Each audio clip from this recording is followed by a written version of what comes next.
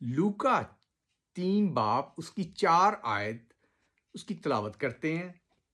جیسے یسایہ نبی کے کلام کی کتاب میں لکھا ہے کہ بیابان میں پکارنے والے کی آواز آتی ہے کہ خدا کے رستے تیار کرو، اس کے رستے سیدھے بناؤ۔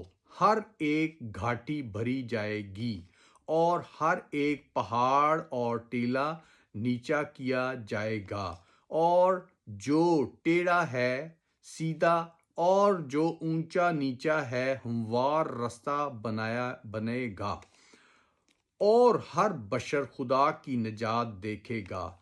پس جو لوگ اس سے بپتسمہ لینے کو نکل کر آئے تھے وہ ان سب کو کہتا تھا۔ تو دوستو، جو خدا کی بادشاہی ہے وہ جب آئے گی، آنے سے پہلے آپ دیکھ رہے ہیں معجزے، ہر چیز، اور جو خدا کے خادم، خدا کے پاسٹر، خدا کے لوگ اس کی منادی کر رہے ہیں۔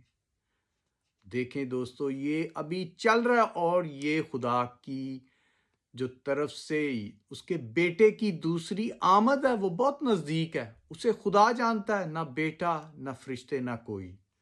تو اس کے دوستو دیکھیں، آج کل خدا پہ ایمان لا رہے ہیں لوگ، بہت سے لوگ نجات پا رہے ہیں، بپتسمے لے رہے ہیں، اس کے پیچھے ہو رہے ہیں۔ بہت سی قومیں جو پہلے نہیں تھا، اب دیکھیں دن بہ دن بڑھتے جا رہے ہیں جو خدا پہ ایمان لا رہے ہیں، باپ اور بیٹے پہ، یسوع پہ۔